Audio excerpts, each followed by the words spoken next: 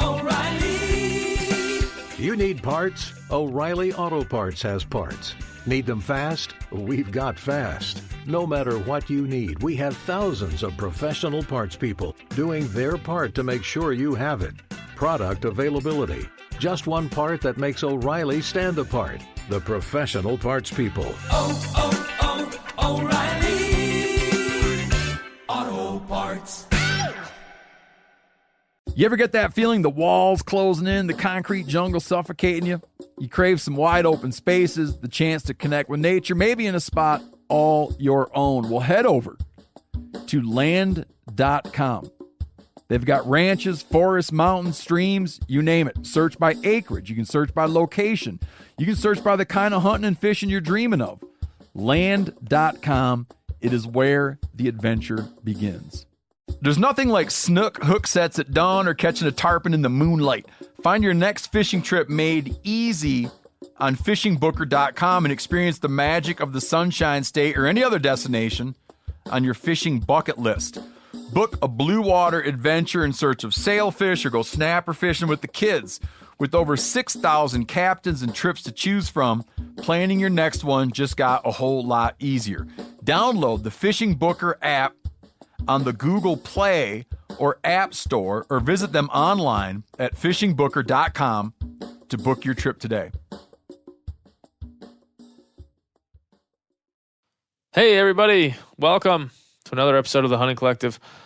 I'm Ben O'Brien, and it's like mid-April, guys. Turkey season's here. Spring's rolling on. And this week, we are joined by Miles Nolte, the director of fishing here at the Meat Eater. We're talking about all kinds of crazy things. We're talking about two Bigfoot enthusiasts that were dressed in costumes, and they were having sex outside, and what happened next. We're talking about a young boy in Vancouver Island who was attacked by a pair of mountain lion cubs and saved by his mom. So we're talking about that piece of news.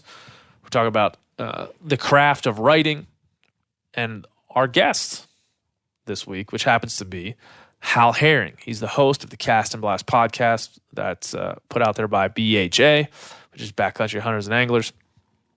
A writer for Field and Stream, among other things. And in my mind, one of the better writers working today, especially in conservation. So we talk a lot about that. We talk about his history in Montana and elsewhere, his philosophies on life, the Constitution, the Second Amendment, and everything in between. It's a great conversation. And with that, let's get started.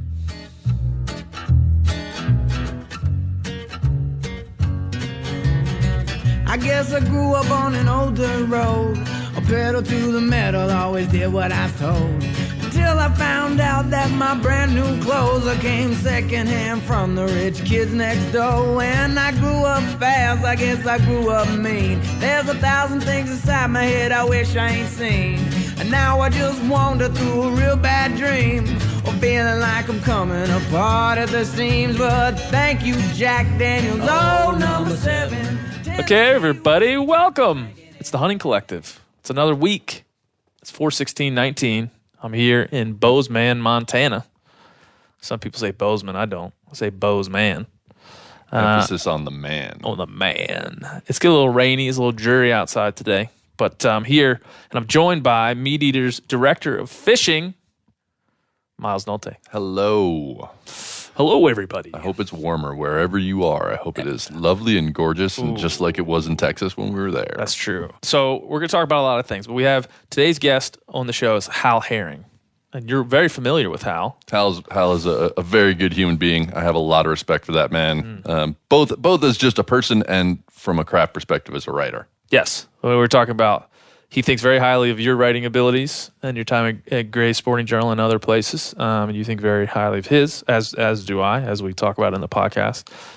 Some of his pieces will stand the test of time and are.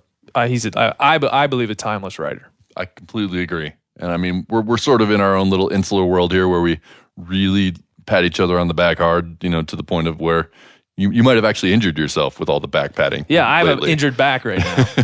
But it might be because me and Hal are like agreeing just so much. slapping And in each fact, other. in this podcast, you'll hear later on, I had to stop at one point and say, Hal, we're agreeing too much. Here's what I'm going to do. I'm going to play devil's advocate for a minute, just so the listener understands that we're not doing this on purpose. We're just enjoying each other's company. But in spite of the fact that this is a close-knit community, I actually, on a legitimate level, I think that guy knows, he does his work, he does his homework, he does his research, and he crafts his prose in such a way that it's really hard to find fault in anything he does. And you have on your list, on the old CV there, it says professor. Yeah. Professor of? Writing. Ho-ho! Yeah. Coming correct. Tell us about, when you teach folks about writing, or when you extol the written word to students or whomever you're talking to, like, what's your major philosophy? Like, what's the one thing that people need to know about writing? I mean, I know. Distill that down, right? Yeah. I would say the number one thing is make sure you have something worth saying. I mean, when we talk about writing as a craft, you can be as perfect as you want in terms of your construction. You can have all of your grammar locked down tight. You have a perfect working knowledge of the semicolon. But if you don't have something interesting to say, you're going to fail before you even start. You need a point, you need a topic, you need something worthy of people's attention, and you need an audience. If you get those things, you can then begin working on actually crafting sentences. Yeah, you told me a story not long ago about a professor or someone in your life who had kind of pushed you, like, you're doing a really good job, you're don't get too far ahead of yourself. It seems like you don't have anything to say. It's like you don't have a whole lot to say. I had a very similar experience with a college professor who was always pushing me, like, you might be able to report the news, but like your perspective on it is way, like, it needs some work, needs some time, needs to marinate. Writing is like a young bottle of bourbon. Yes, it's a little. Needs it's to burny. age. It needs to burny. age. I could smell it from across the room. Yeah. But yeah, I think that's one thing that I've learned, and I've had a lot of folks write in to this podcast knowing my background and ask that. How do I get started in the industry? How do I get started with the craft of writing? And I think that's a great place to start. Yeah, I taught at Montana State for 7 years. I'm fortunate if I get to do guest lectures still in a lot of spots because I miss the teaching part. And it's very difficult to distill the craft of writing down into some bullet points, and I wouldn't begin to try and do that here.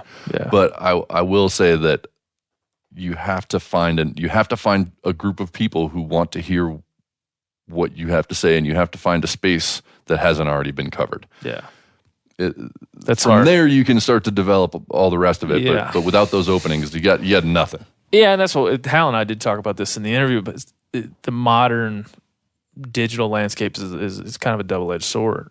On one side, you can cultivate an audience and cultivate your craft in a way that wasn't available when you were coming up, or even when I was coming up. You had to find a print outlet. You had to find somewhere that was some editor that liked your work, was willing to publish it. Now you can go out and put your words on the internet with little to no. I mean, literally, you just have to sign up for a thing, put your words and the images that go with them on the internet, and if people like them, you can gather an audience.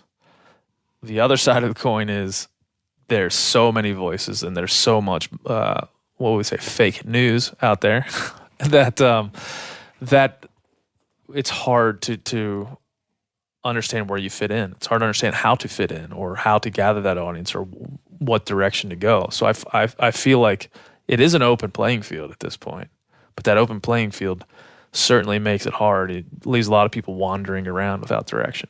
Yeah, I spent a good number of years early on when I was getting into the magazine writing days bemoaning digital writing for very specific reasons. Because I felt like there were so many outlets that were just giving words away for free, that was devaluing well-crafted language. Like, if you can go on the internet and find all the words imaginable. Oh, yeah, man. We speak in hieroglyphics now. We've gone all the way back to pictures of smiley faces. Yeah. And like you thumbs can up. Find anything you want for free. What's going to make you pay for very well-crafted language? I will say I think there's an argument to be made, and I have certainly made this as well, that there's so much crap that's just out there that does send some people scrambling to find. I think that's the perfect way to put that. Is that there's so much shit out there. If you can find validated and accredited good works, it almost it's almost like a yo-yo. Like you throw it down and it's going to come back eventually. Like you're going to get that. It's like urbanization too. The more people live in an urban area, the more people yearn to go outside. Yep. Same kind of concept. More people are reading fake news and bullshit and things that aren't really the craft of writing. They're just words strung together. The more they're going to yearn for the craft and yearn for a writer with the ability to move them in a way that's not happening in the digital space. Yeah, on my good days, I believe that. Yeah. On my less cynical days, I believe that. Well, we meet all the time, and we have good and bad days with that stuff. Exactly. I will say also, again, coming from the university perspective and being in those English department meetings that I sat in on, where it was, literally like elbow patches and tweed and old men like shaking their fist, being like, the kids today don't read.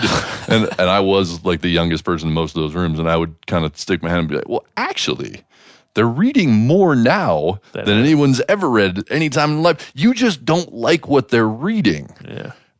So it's more nuanced. It's more complicated than just like the kids don't read anymore. Well, it's like you went from a time of all like a very controlled output, right? Only like you have certain institutions that are extolling, like talking to people. Now it's a democracy of information.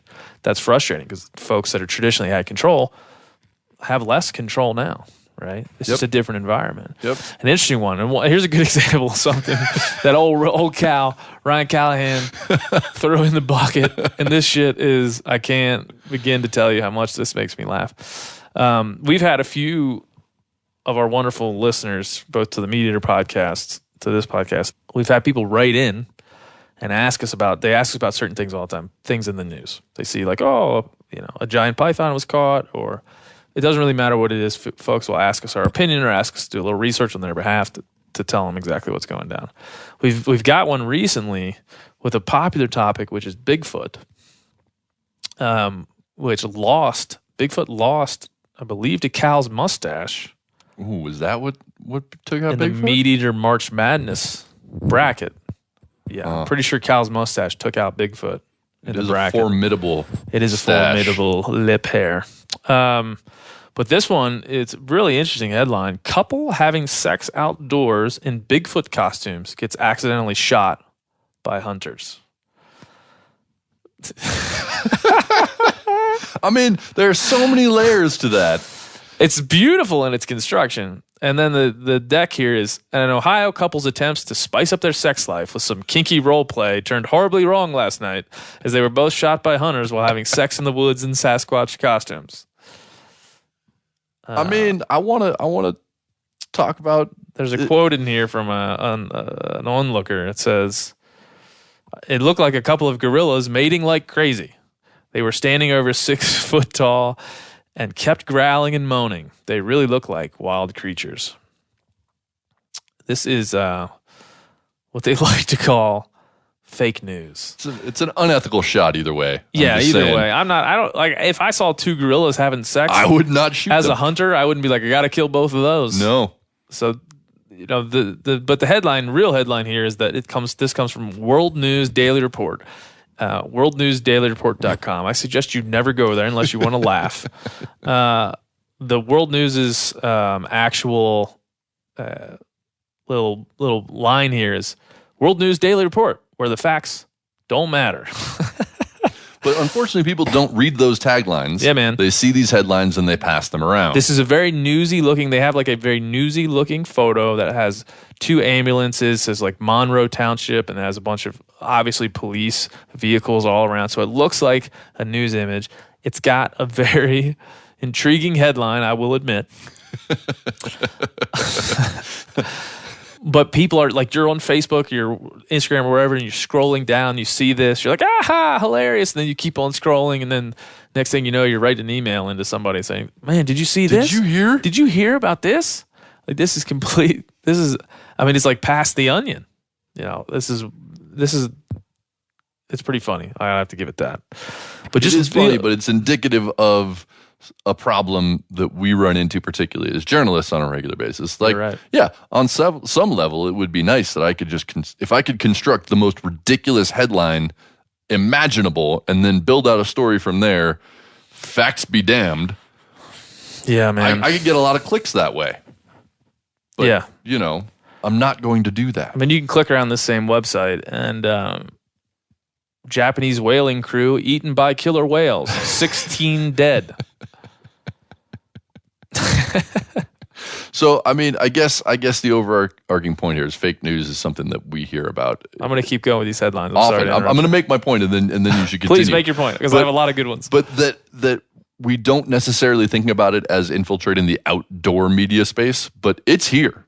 Yeah. Like, it is here, folks. It's in the ether. Like, it's floating around and it's taking advantage of our worst impulses. Yes. Is what it is doing. Because that's a very interesting thing to repeat.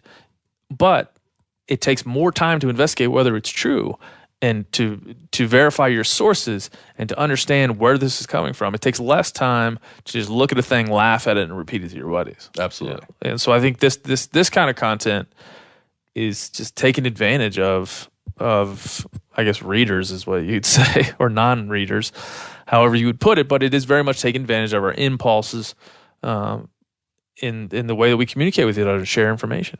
Absolutely. It's preying upon our basest levels of intellect. Of course, part of me wants to believe in the Sasquatch couple. I definitely getting shot while boning. I don't want to believe they got shot. I want to believe maybe they got shot in the leg or something. Shot at. See, I'm not hoping anyone's dead. Yeah. But I would like to just the fact that two people were out there getting it real deep Sasquatch and real hairy. I'm thinking, to me, that seems uncomfortable. It seems as though you would be just sweaty and uncomfortable. I mean, we're getting into the whole furry thing, and I don't know if we want to go down that particular shaft. We do. Shaft. You're welcome. I like that. Here's another one.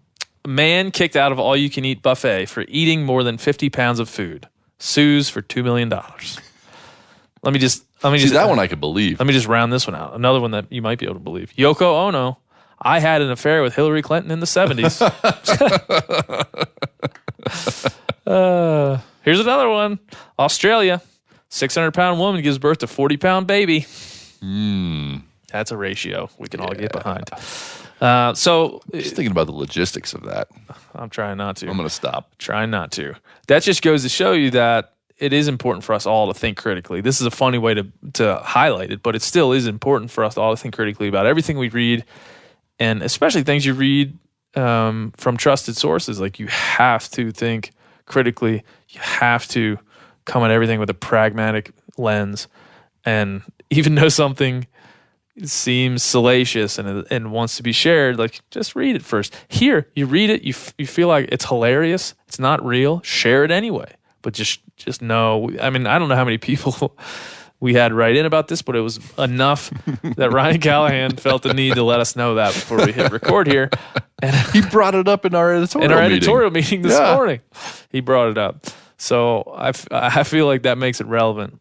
But this is a humorous avenue into talking about something that everyone is already talking about. We're not breaking the news cycle on fake news right now. No. But I think that, so to take this back to my teaching days, yes, I hoped that people got better at sentence construction, but from a teaching writing perspective, what was more important to me was students understanding how to think about information and knowledge and interrogate sources and understand that everyone, no matter what they're trying to do, has a perspective that they want you to believe by the time you get to the end of their piece of writing. That doesn't make them bad. That doesn't make them evil. That doesn't mean that every journalist has a terrible motive that is trying to undermine democracy.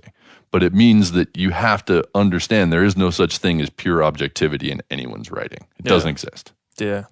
No, every experience in your life informs what you're able to do and how you're able to, and we're editing things all the time. You and I edit things as a career, and it's you find that organization of thought is maybe not the most important, but one of the most important things that a writer can do is be able to organize your thoughts in such a way that delivers Not just the grammar, not just correct punctuation, but organizing your thoughts in a compelling way to make sure that you're getting your points across in a way that makes sense for both the writer and the reader.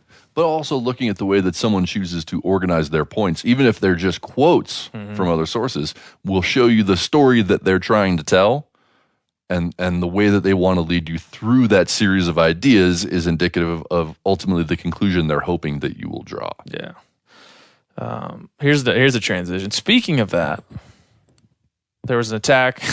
There's a cougar attack. Oh, we could do. I can do a better one than that. Give it to me. Give it to me. We'll back it up. If you were to take a look, for an example, there's a piece up on the Meat Eater website right now. Oh, is there? Mom saves son from cougar attack in backyard, wherein one of our, I would say, exceptional writers does not insert himself into this piece of writing in any way, shape, or form, but does organize the series of events and quotes in such a way as to deliver what I think of as a totally valid and important message toward the end.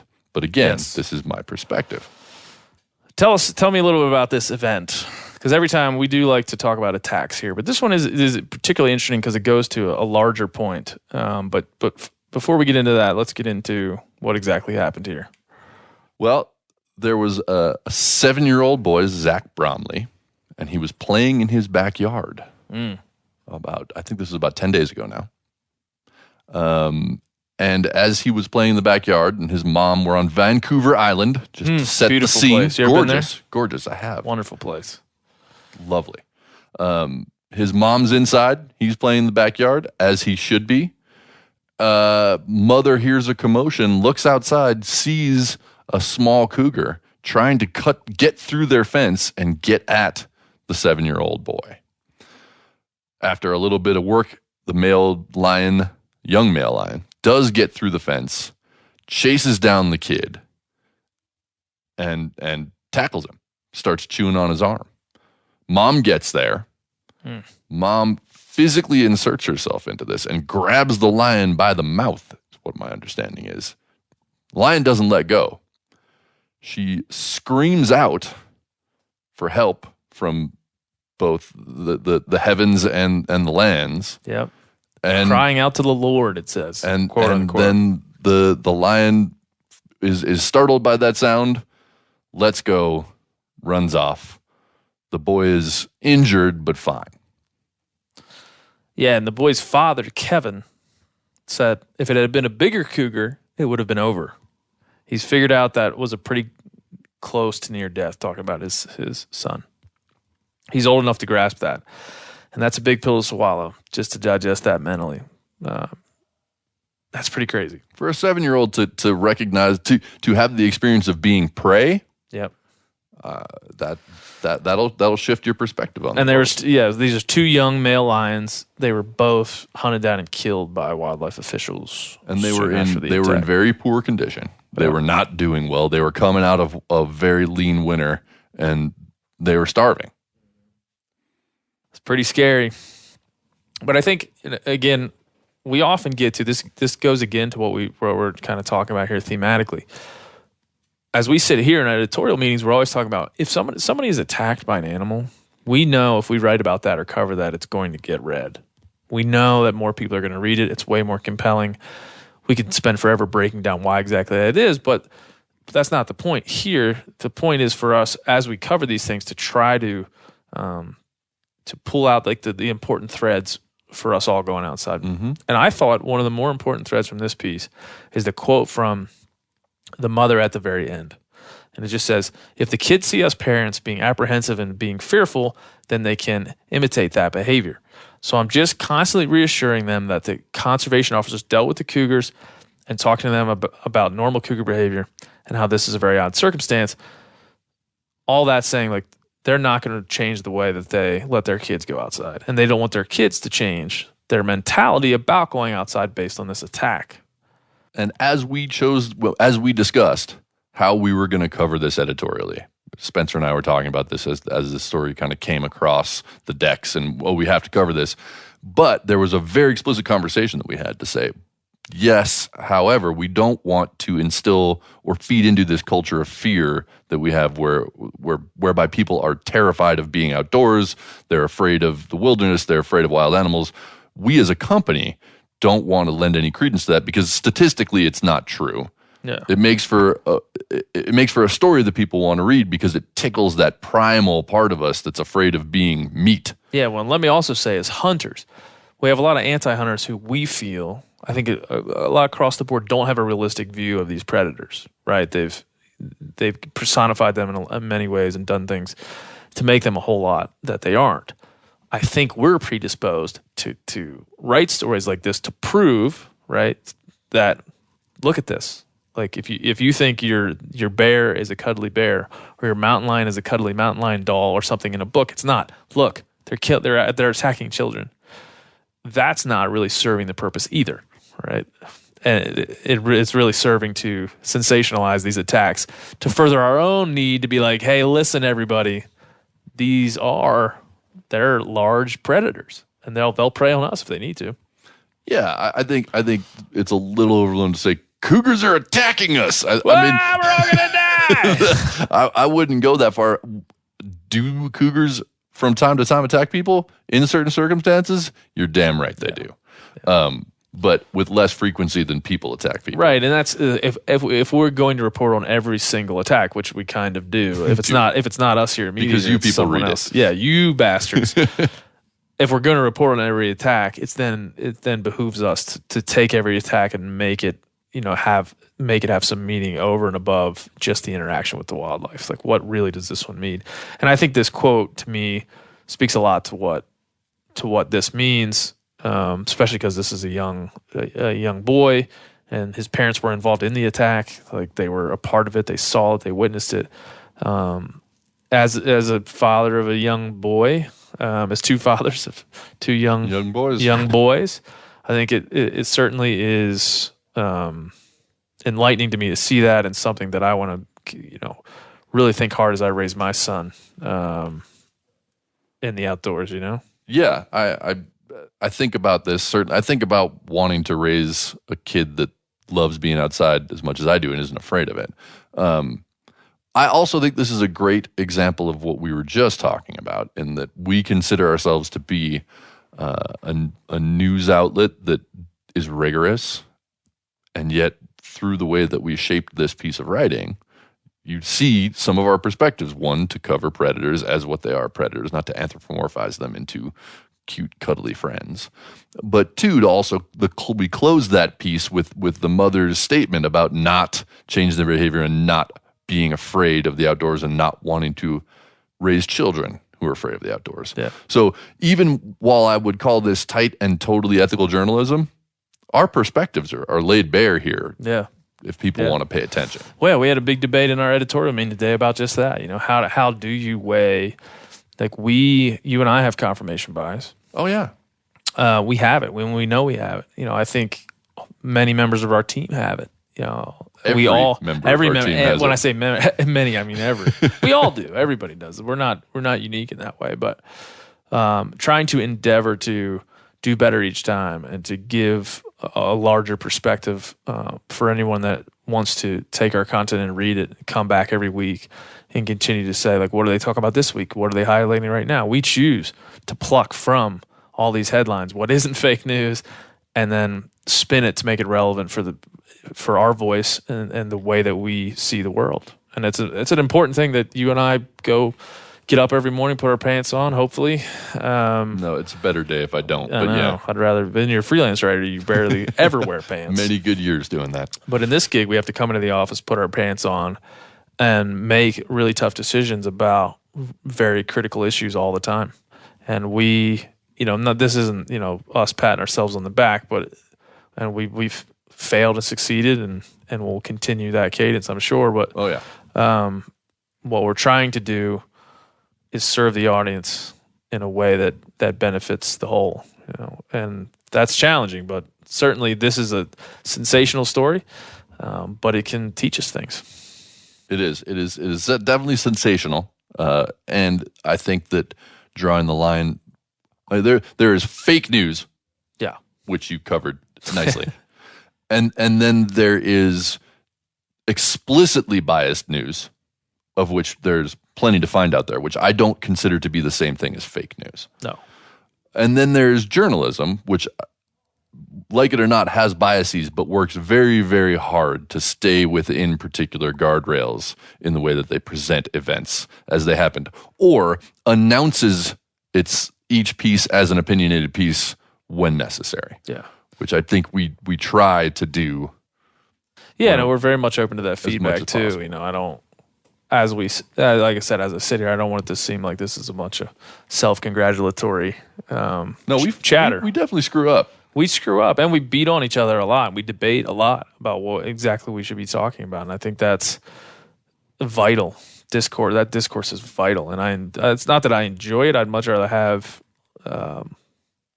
Well, I don't know. Maybe I do enjoy it. I think at the end of the day, I do. I actually think you kind of feed off of it. You know me enough now to know that I feed off of it. Just the right amount of conflict. Yeah, just the right amount. I bring it back down every once in a while. But, again, you'll hear the opening portion of my interview with Hal Herring that he talked about being a nature-obsessed, gun-soaked malcontent. When I read that in one of his pieces, I was like, that's me, man. Like, I got a lot of guns. I love nature. And I'm kind of malcontented in a lot of ways. And so you'll get that with Hal. But I very much feel that way. Malcontented is a way that I kind of approach things. I'll say this. I think Hal's one of the few people I've met in my life. A lot of people claim this, but very few people can back it up. He's one of the few people I've ever met who I really truly believe doesn't care what other people think about him. Yeah. That's a very difficult quality to find. I'm not going to lie, I don't have that. I mean, I let a lot of stuff roll off my back. I think I'm pretty good about it, but I am not the guy who absolutely does not care. And Hal is. He very much is. He very much is. Amazing. There's a lot of people that act like they don't care. There's a way to virtue signal that they don't give a shit, and that's their virtue. Nope, there's none. There's no signaling in Hal. It's straightforward. It's to the point. And the man cares about conservation. The man cares about the natural world and his relationship with it. And there's a lot to be respected there. And he doesn't care what you think about him. Yeah. As a result of that. And people are asking me, you might have asked me, or at least Sam Lundgren did in one of the meetings, how'd the interview go? And I was like, man, I don't know Hal very well, but I feel like he was very open and very honest about some very tough issues. And it took me, I was taken aback a few times during the interview with it. So I think one of the great parts of the new format here at the Hunting Collective is we can together look back at the interview before we can give a little prejudge on how the interview guest did and just how the conversation was. I think this one was it went a lot deeper than I thought it would. A lot deeper. I thought I had my notes, I had all prepared what I wanted to talk to Hal about, and we went down some rabbit holes there. He hijacked that shit. I love it. I love it. It was too early in the morning to have a cocktail. We probably would have if we could have, and maybe would have made a better conversation. You never know. Follow up. I think part 2, Hal Herring at the filling station. All right. For now, part 1 of Hal Herring. We're going to transport back in time. I think it was about 10 days ago. I sat down in this very same room with Hal Herring, and we talked about lots of things. So please enjoy. Hal. In for a treat. I guess I grew up on an older road. Hal Herring. How's it going, man? It is I. It's going Hal good. Herring. It's going good. One of the biggest problems with you and I hanging out, I think, is that we would have just talked without ever hitting record for a long time. We've actually been at it for a pretty good while. Yeah, at least an hour. You've been here for an hour. We're just not like we should hit record. We've solved a lot of problems. Guys like you and me. You more than me. But how could we not? We're problem solvers. How was your drive down to Bozeman? It was awesome, man. I was telling you, I wanted to do this because I just got back from South Dakota. We were snow geese hunting, and I knew that April got a lot of cool traveling going on, and I had this weather window too because the weather's been ferocious, you know, and I was like, I'll drive down there, man. It'll be great, and it was. There was big game all around. Oh, dude, I did a little loop yesterday. Yeah. And good Lord, bighorn sheep, bison, elk, wolves, bears. I mean, I'm just everything. The full component. Yeah, I was enjoying watching the Dearborn River broke free of ice, and it was just starting to smoke, and then there were still people ice fishing on Canyon Ferry. which was really interesting because it was 46 degrees. These are crazy people. When you see the river pouring into the other end and it's all muddy and smoking. Yeah. That's not good. No, this is my first year in Montana, and I think ice fishing is going to be somehow got my spirit. Because I'm a sitting around drinking type of guy at heart, I believe. Yep. So I think ice fishing is somehow. Ice fishing is pretty addictive, I'll promise. Yeah. You don't have a boat.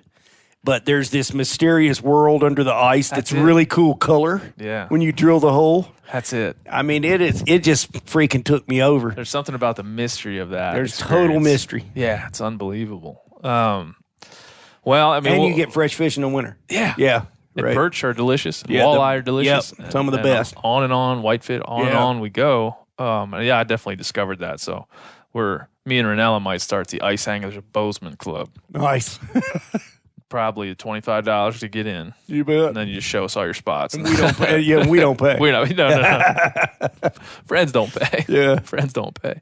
I was reading one of your articles, in which, how many have you written total in your life, do you feel? I have no idea. I was trying to find out. Over 20 years, it must be in the thousands. And I definitely don't. There's a lot of them that are in a big bin at my office that I don't have any memory of signing up for. Elk reintroduction in the Smokies. Yeah. I followed that for a long time, and I wrote that for a bunch of different people. Yeah. And I might as well have been, it's just gone. Writer. The mind didn't keep it. When I thought about being a writer as a kid, I thought of being like a dude in his robe all day, living in a cabin in the mountains. That's how I always thought. Like, if I become a successful writer, I'm going to have some sort of manic personality trait that will maintain. Yeah, the hyperactivity disorder. Yeah. My mother always told me that if you were a writer for National Geographic, is where she always wanted me to go, was you didn't have to get up early. Yeah. And when I was a little kid, I hated getting up early, and that, that's not totally untrue. O'Reilly Auto Parts are in the business of keeping your car on the road. O'Reilly Auto Parts offer friendly, helpful service and the parts knowledge you need for all your maintenance and repairs. If you're confused about what part you need, like what wipers are going to be the best, what replacement headlights are going to be the best, go into O'Reilly and talk to the people that work there because they're great and they're super friendly and they'll get you squared away where you walk out knowing you got the right thing. They've got thousands of parts and accessories in stock, either in-store or online, so you never have to worry if you're in a jam. Do you need your windshield wipers replaced? You need a brake light fixed? You need some quick service? They'll help you find the right part or point you to the nearest local repair shop for help. The professional parts people at O'Reilly Auto Parts are your one-stop shop for all things auto do-it-yourself, and you can find what you need in-store or online. Stop by O'Reilly Auto Parts today or visit us at O'ReillyAuto.com/MeatEater. That's O'ReillyAuto.com/MeatEater. You ever get that feeling you're stuck inside staring at screens and a primal urge kicks in? You crave wide open spaces, fresh air, the chance to connect with the land. Well, maybe it's time to find your own piece of the wild, but searching for property can be a maze. That's where Land.com comes in. They got millions of listings across the country, from mountain ranches to hidden fishing holes. Their search tools are like a seasoned guide helping you narrow down what you want. Land.com isn't just about buying and selling. It's about finding a place to hunt, fish, explore, or simply sit by a campfire and listen to the crickets. So head over to Land.com today to turn one day into today, because trust me, there's nothing quite like the feeling of standing on your own piece of earth. There's nothing like snook hook sets at dawn or catching a tarpon in the moonlight. Find your next fishing trip made easy on fishingbooker.com and experience the magic of the Sunshine State or any other destination on your fishing bucket list. Book a blue water adventure in search of sailfish or go snapper fishing with the kids. With over 6,000 captains and trips to choose from, planning your next one just got a whole lot easier. Download the Fishing Booker app on the Google Play or App Store, or visit them online at fishingbooker.com to book your trip today. That's true. Yeah, I don't get up very early. Yeah. In one of your articles in High Country News I was reading recently, you said you described yourself as a nature-obsessed, gun-soaked malcontent. And when I read that, I thought, fuck, that's me. Yep. Like that's the best way. Like that's kind of one of the better ways if I had the skill that you have is with the written word that I would describe myself. Right. I love guns. I love the idea of them. Yep. And on we go with that subject. But I also love nature. Like Yep. those are the two things for whatever reason that have defined what I. Sure. Well, the two things integrate really well. Yeah, they do. It turns out. Yeah. But yeah, in the modern sense, like bow hunting has become a little bit more trendy. But I, for some reason, since I worked at the NRA and things that I've done in my past, for some reason, it's just carrying a rifle afield. Yeah. That's something to do. So like you still feel that you're a nature obsessed gunsmith. Oh yeah, more. I mean, I've never not been one. Like I have a lot of problems in a way of where I just need to be outside a lot, and when I'm not, things don't go well for me, and I don't understand what's going on, and then I'll go on a long trip somewhere just walking. But no, guns have been a part of it all my life. I mean, I shot recreationally like from age 9 or something, sometime every day. Yeah. Yeah. I had a Browning BLR 22, and I had Ruger Mark II pistol, and then we had the Colt Diamondbacks that we had around the house because we lived out in the country. And I had free reign. I also shot myself in the leg when I was in early high school. How'd that go for you? It was bad. With the 22 or yeah, something with a Ruger Mark II. Okay. And you got to tell that story now. Well, I was shooting. I had been squirrel hunting, and I came home, and I remember this is funny, but I think I set an egg. I went in the kitchen and got an egg, and I put it up on the wood pile, and I was banging away at that egg. And I had a holster on because I'd been hunting, and all I remember was I put that pistol back in that holster, and my finger might have been in the trigger guard, or the strap that goes across the top that holds the pistol in might have ridden up in the thing, and it went across my knee. The bullet went across my knee, and it entered right below the knee and rode my shin bone down and stuck in my ankle. And feel good. It was hurt, and it took a piece. I recovered, obviously, but it took a piece of muscle out of that thing. So later on, I broke that ankle when I was working in the woods, and I'm positive that it's because it was less stable. Yeah, had a hole in it. Yeah, I mean, there's a long-term cost to going outside. Yeah, we all got something. Yeah. Well, eventually nowadays, folks who don't know you, hopefully you do if you're listening, but don't know you, I think today you best known for your work in conservation. I think you're working in editorial work around conservation. Yeah, that's kind of where I've ended up. Not ended up. That's where I started too. Yeah. And my greatest passion really is the nature, and I have the quid pro quo sort of thing where I spent so much time with this. I can actually say, that could be fixed. Yeah. I was in Alabama, and they had built a new subdivision right in this area. I was about to burst into tears, and Hurricane Creek was down below there, and it was flooding. And they took a dozer and a track hoe, and they just drained that subdivision into Hurricane Creek. Well, Hurricane Creek is like an incredible creek for fishing and swimming, doing all stuff. And here it was filling with mud, And I was thinking the people in that subdivision are never going to know how great that creek was.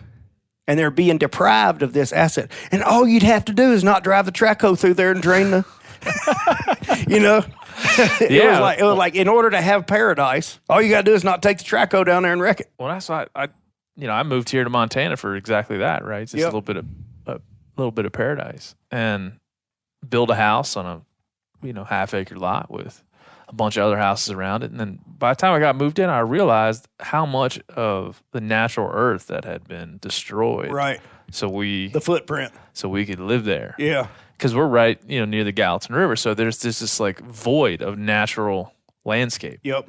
That runs into one of the most beautiful rivers, riparian corridors that you'll ever find. Yeah. And so I came to be, my wife's like, what? I was standing on the porch, like look out across this like real flat, and what will eventually be planted with grass, and there'll be picket fences and privacy fences put up. Right. But for now, because it's all new construction, it is flat and raw and just river rock everywhere. Yeah. and I didn't think I would be as depressed by that scene as I am today. Well, you could nail it down with like some natives and stuff like that. We could all what was it that we could all do a little better. Yeah, that'll be the title of my autobiography. But conservation is an entangled mess.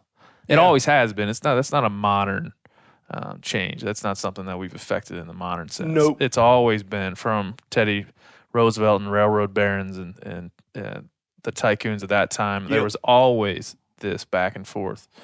As Randy Newberg says, he gave me this, conservation is not convenient. Yeah, it's not convenient. Yeah. As soon as you try to simplify it and boil it down to a certain amount of principles, it will surprise you. You bet. And flip you on your head. Yep. What do you think, just in general, what's the biggest conservation challenge today? For sure. Well, I mean, everybody would wants me to say climate change, Mm-hmm. That's not my thing. It's not that I don't believe in it. It's not that I'm a climate denialist. You can't even say climate change nowadays. People just start jumping off bridges. Like, right. And they also go, you must be a statist. Yeah. Or a communist. Liberal. But, so everybody wants to say that, but I'm not going to say that. The greatest challenge, macro, is American agriculture and the loss of CRP and buffers and wetland reserves and the subsequent flooding, water pollution, dead zone, the cascade of negative effects of being at war with the earth when you don't need to be. Yeah. That's my main one. And I'm going to go ahead and say that also works for Florida, which is the Everglades. Yeah, that's the second tides, one. Yeah, that's the sugar. second one, but it's also immersed in the agriculture. Yeah. But those two things being so connected as they are, really to me is the single biggest event, because you can see, what's happening in the Everglades. You can see what right. the effect of what's happening in the Midwest is for the rest of our country. Right. They're intimately related. Exactly. Yeah. And that's fixed. It's so fixable. Yeah. I mean, this one is like, it is so fixable. Yeah, we're working on some coverage here, but every time, since I've been a meat eater and we've been trying to think about how we tackle, Ryan Callahan and I have been trying to think about how we tackle conservation, it always comes up, the Everglades always comes up because it's such a keystone event in the way that we see it was agriculture and big ag and big sugar in this case. Right, and it's deep. I don't want to be offensive, but it's deep corruption. In the same way that we associate with like a third world country, it should not be in the United States of America. That one shouldn't have gone this far. Yeah, we should have seen that coming and fixed it. Give folks a quick rundown of what's happening in the Everglades. Boys, it's hard to go quick, but it can be. I'll give it to you. So in 1920. Or a little earlier, we dammed up Lake Okeechobee to drain the northern half of the Everglades to bring it into agricultural production. That was the norm of the day. There's no evil, Mr. Diston, who invented the big dredges and stuff like that, right? He was the mastermind, but he was a visionary of his time. It just simply wasn't a good idea in long term.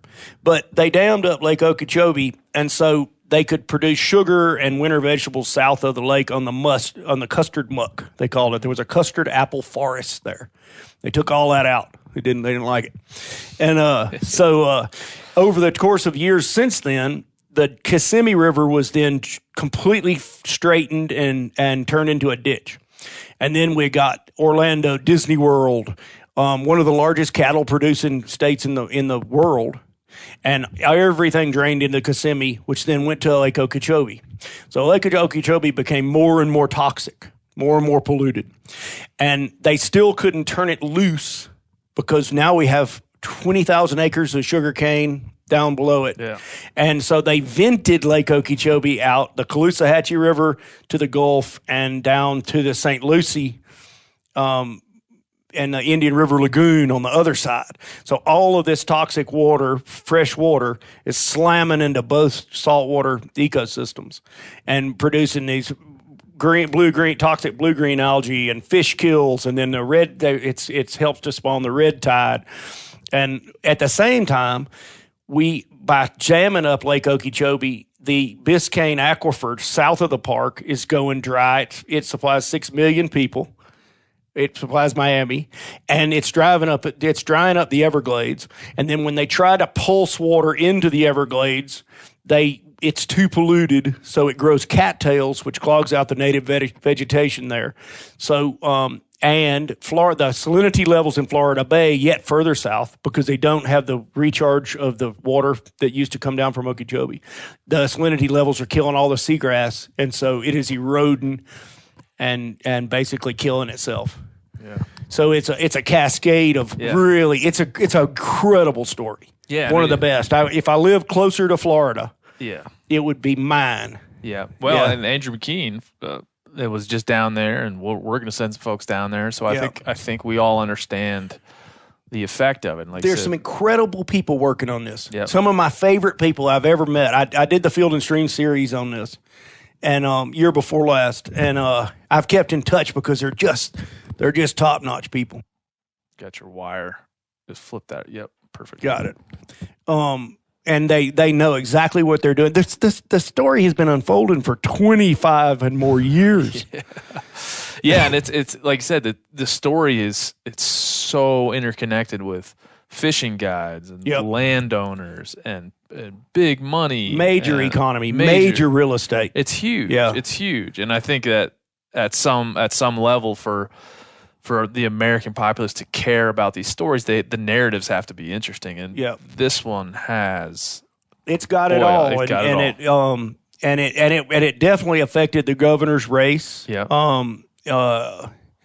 Boy, there's some real, very interesting history in there, recent history. Let's just put it that way. Well, keep looking, keep looking around. We're going to do the same. Yeah. I was reading an article that you recently wrote for Field and Streams Online about rewriting conservation in the 21st century, and you interviewed a guy named Chris Matson, who's a big-time upland hunter, writer, conservationist. And you quoted him in there, and he said this. He said, one of the biggest conservation issues, clean water, climate change, public lands, the big challenges, we're losing ground. We're becoming satisfied when we lose less, and that is not going to work if we want hunting and fishing and wildlife to be around for the next 100 years. And I found, when I read that, I thought, that is one of the better encapsulations of exactly what we're talking about when we talk about conservation. And Chris, I mean, he's I don't know how old he is, 60s, but he has literally done this his whole life as editor of Wyoming Wildlife and editor of Kansas Wildlife. I mean, he has been in charge of collecting the major conservation stories of the day for almost as long as we've been alive. You know, longer than I've been alive. Yeah, for sure. Yeah, that's for sure. And he is immersed in it. Yeah. Did you feel like that concept of for us, because you do a lot of work with BHA as I do, that especially with public lands, if we're saying no now, or we didn't before, right? We've saying no to what? We're saying no to land transfer. Yeah, for sure. No. Bad idea. You're not going to take a little bit. Yep. You're taking none. Yep. If anything, you're going to provide more access. Yep. That's always, at least in my lifetime, been the case with guns. Yep. With the modern rise of the NRA and like that. What other parts of conservation do you feel like we're hedging on right now? I mean, I think you brought up a big one in the Farm Bill and CRP.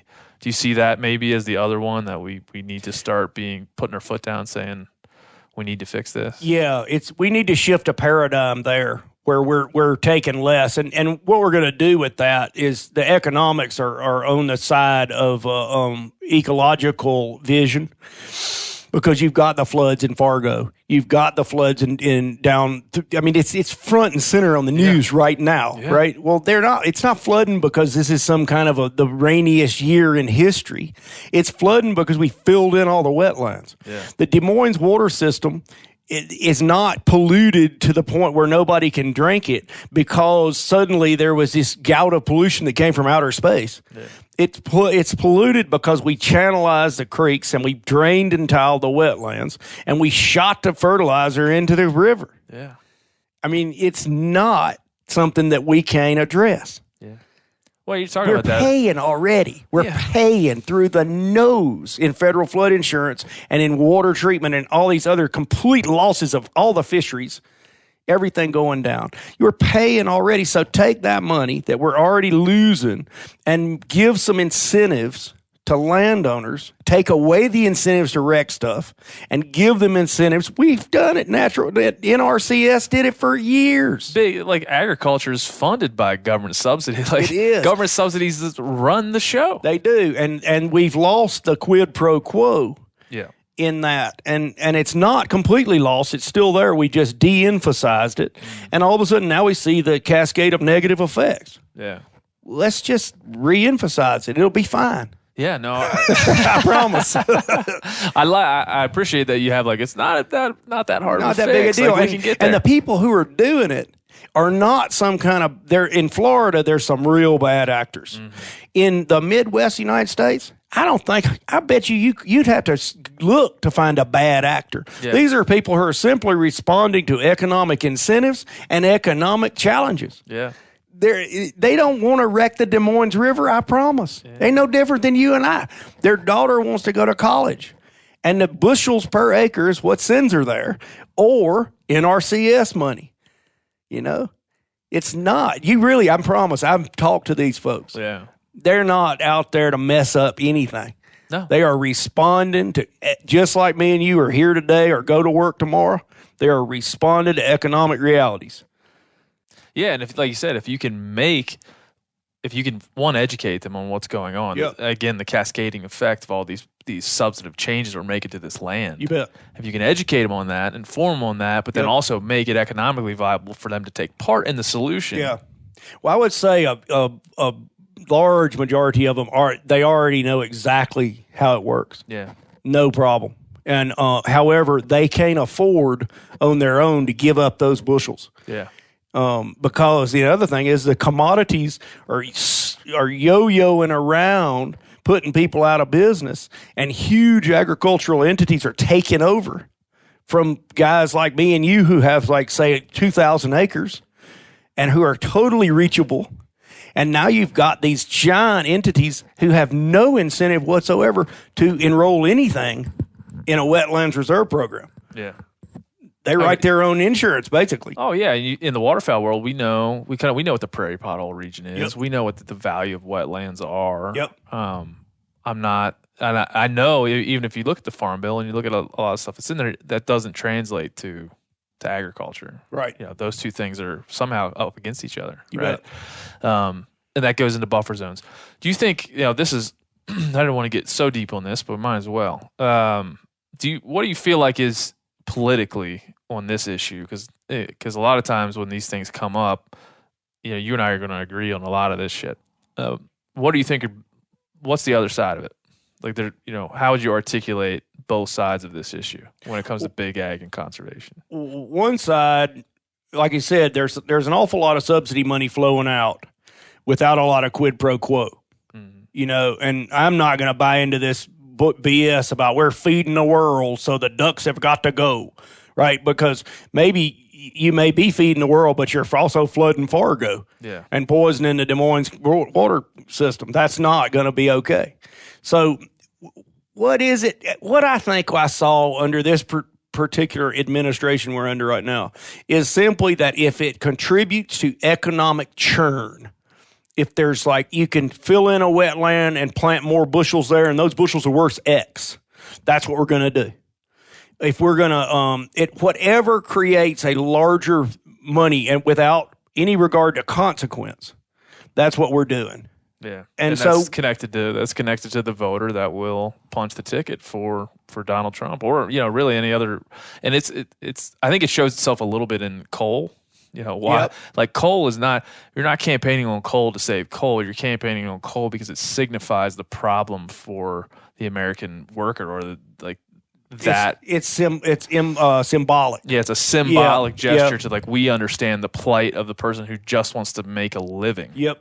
Right, and that's who we are identifying with at this right. point. So I think that goes a lot to the point you're making about that side of this when it comes to agriculture. People are just trying to make a living. Yeah, there's not that many bad actors. No, it's just simply economic. The way we have it set up right now, so you have no incentives to do the right thing. You have less incentives to do the right thing, and you got more immediate pocket incentives to do the wrong thing. Yeah. So you have that. If you set that up as the right, the Republican side, Yeah. like that base. What's the left leaning? Like, let's just cover both poles here. The problem with the left is that they believe that the state or the federal government or government in general has the answer to everything. And it's not that they're totally wrong, but you can't rely on the federal government because you could get George Bush in there who actively undermines conservation, and you've given them all this power. You put all your eggs in that basket. Yep. So, and then you go down to the state level, like where I was in Alabama, and they have had this tremendous scandal with the EPA all the way down to state DEQ. It's just like, you don't want your eggs in that basket. Yeah. Right? So we're kind of, we've got to get over conservation. This is so cliched, but get over conservation as a partisan issue. Nobody wants 6 feet of muddy water in their living room. Yep. Nobody wants to their kids to drink nitrates, right? So what do? It's not. And someday I am not a Republican or a Democrat, but I'm certainly not a leftist. But someday the Democrats own conservation by default. Yeah. And I don't know when. I think there's too much money flowing to the Republicans from the fossil fuels and stuff like that. They need to liberate themselves from that and give us a relatively conservative, moderate party who doesn't believe that the state has the answer to everything, that also believes in not putting 6 feet of water in my living room. You know? This goes into something that you were pretty deeply involved in, or at least reported on, which is the Bundy occupation in Oregon. I was just telling you before you came on, you wrote this piece that I've called on a couple of times to quote you, is probably one of the best pieces of writing I've read in quite a long time. It's called "Can We Make Sense of the Malheur Mess?" And that's it was written in 2016, but I mean it still rings true today. So many quotes of it ring true today. So take folks through kind of what you experienced during the standoff. Yeah. You know, what you wanted to do going down there. Sure. And we probably should give a quick recap of exactly what we're talking about and then go on. But I think it's very important for this conversation. Well, what happened there was the Bundy family, of course, people probably followed the Bunkerville standoff when the BLM tried to get their illegally grazing cows. They hadn't paid grazing fees since 93 off the Bunkerville allotment in Nevada. And the American militia movement decided to make a stand for the Bundys against the BLM and against the U.S. government. And they successfully retrieved the cows and put them back on that range illegally, completely. Everything. I mean, the cows, he's increased the herd. The cows are squatting, is the word, on public land. If anybody in the world would love to have that deal. I mean, you don't pay and you got 1,000 head of cows. So they were successful and they were emboldened by this. And Ammon Bundy, the son of Cliven is the patriarch. Cliven's a lot of fun to go watch. And Cliven is probably a really good guy. He and I violently disagree about a lot of things, I'm sure. He's an interesting person to listen to. Yeah. And so Ammon, his son, and I think Ryan was in on it too, they went up and they were called, I think, by divine revelation to go and support the Hammonds, who were doing a mandatory minimum jail term for some arson offenses on BLM land. The Hammond thing was something that I had followed because I didn't agree with the sentencing of the Hammonds. I knew it was a bad idea. It fell under this anti-terrorism. It was supposed to be against Earth Liberation Front or something. They had made this law of mandatory minimums if you do this bad stuff, right? And the Hammonds ran afoul of a federal mandatory minimum and had to do time for this arson, which was much in question. Dwight and Steve Hammond, right? Dwight and Steve Hammond. And hell, I mean, I was right there. I'm on the Bundy side on that, right? Yeah. It's federal mandatory minimums, as I wrote in a piece. They're awful. Yeah. State, if Judge knows what he's doing. He said, "I'm gobsmacked by an economy that seems engineered to impoverish anyone who dares try to make their own living, and by a government that seems more and more distant from the people it represents, except when calling up our sons and daughters to attack chaotic peoples that clearly have nothing to do with me or anybody I know. That. So in the support of the Hammonds, the Bundy brothers, I don't know how they ever planned it. It was very chaotic, and they stormed over and they took over the Malheur National Wildlife Refuge. This was a symbol to them of everything they hated. I don't know what they were thinking. And they brought in all these ragtag of militia people and divine revelators with the angel Moroni was involved. I don't know. I talked to him a lot. I still don't get it. In reading this, I don't know if you know who Ray Wiley Hubbard is. Sure. But, in reading this, I'm like, this make a really great Ray Wiley Hubbard You song. bet it would. Like Snake Farm. Snake Farm. But I was, because they were making these statements about public land, and I was getting them on the internet, and a federal government that had locked up all the land and all stuff, and I was like going, holy smokes, the newscasters are repeating the lies and misinformation and disinformation every day to the American people. Yeah. And I was like, let's go see what's going on there. One, maybe these rebels, I've always been interested in rebellion and pushing back against Big Brother. Maybe they'd be cool, even though I probably don't agree with them. I don't like what they're saying. They're interesting people. So I went there, and it was the Snake Farm. Yeah, they got like pretty much is. Yeah, and they got people arguing. My son went with me. He was very young, and I took him back to town because it was getting kind of hot. Yeah, you said in the article, crackpots are drawn to such an open event like moths to a halogen light. Yep.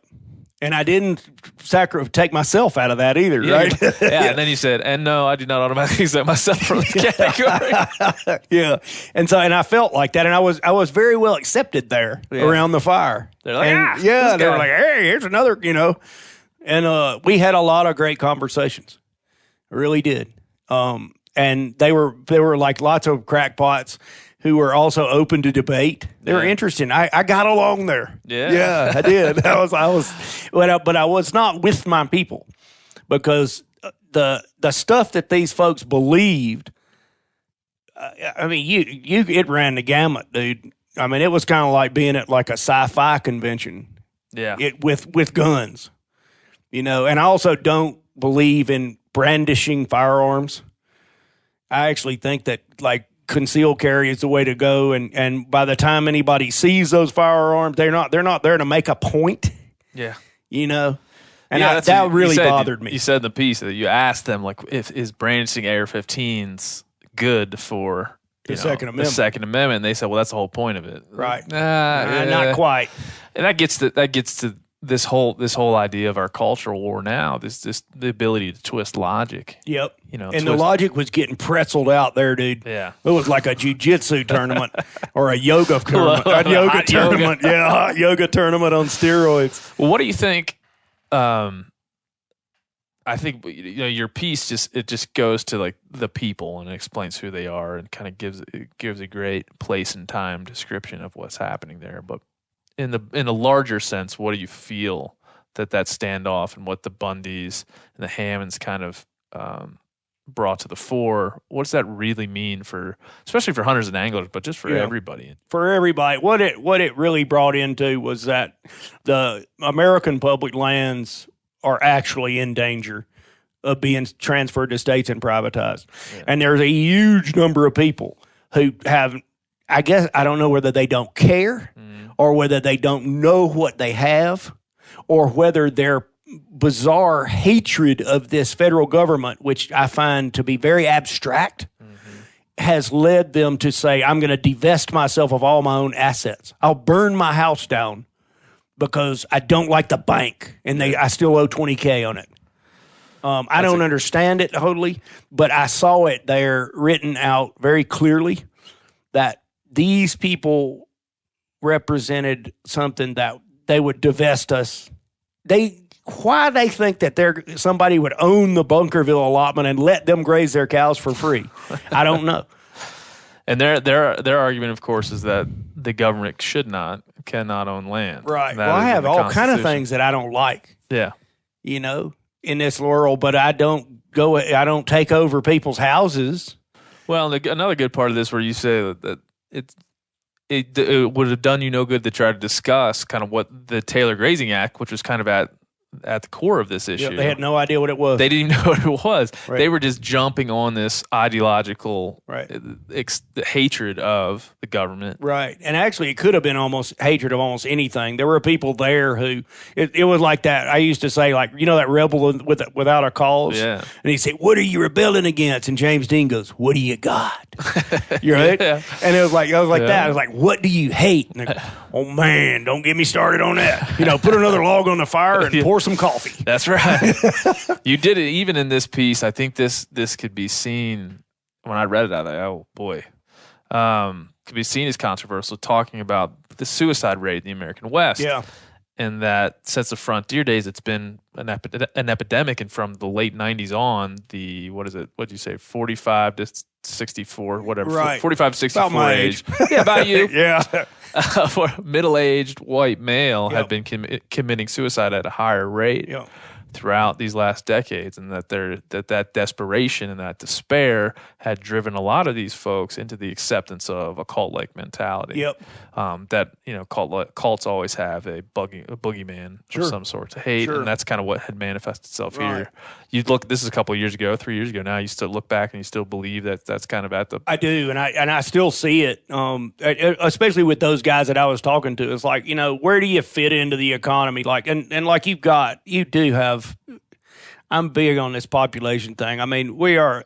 To die, freedom goes down with the number of people that you have to share it with.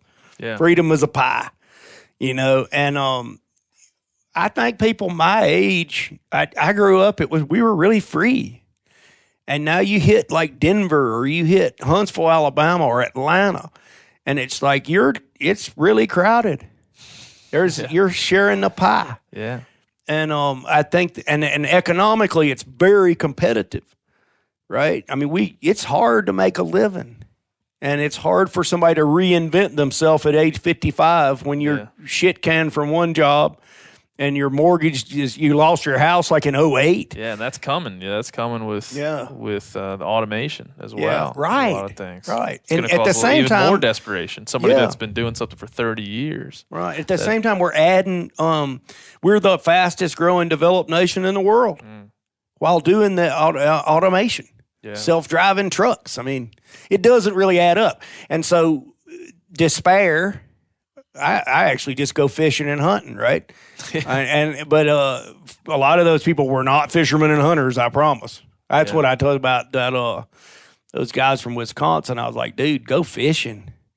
Don't stand out here with that freaking Ruger Ranch rifle.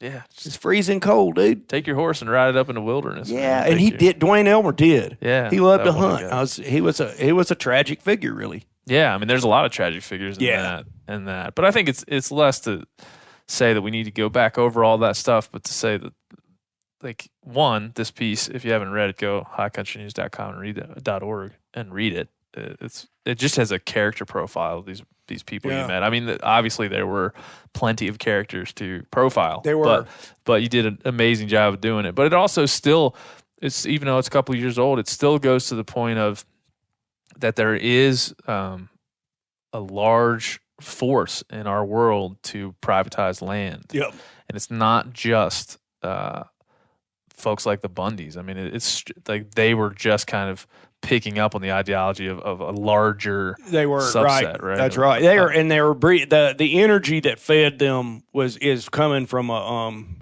like people. They got a lot softer hands than Ammon Bundy, buddy. Yeah. And they ain't got the Carhartt jacket and the ripped up boots. Yeah. I mean, they know what they're doing. Yeah, and that's what I got from this. And in the last couple of lines, you just said that the U.S. Constitution, one of the most liberal and empowering documents ever composed, becomes, with just a slight annotation or interpretation, the tool of our own enslavement. Right. I think that's huge. Yeah, I mean, anytime you have something that's so powerful that you've tied so many horses to, you have to be very careful. Yeah. Yeah, here are people, and these groups of people, the Bundys and the Hammonds and all this militia folks that came in that are so twisted up in the ways that they think about the world that they keep running into these hypocrisies. But they've got that Skousen constitution in their pocket. Yeah. And there was one guy that you described that had a pocket constitution. And they just wave it at you whenever you produce it. And Cleon Skousen's constitution is annotated by him. It's changed. Yeah. It's not the document. Yeah.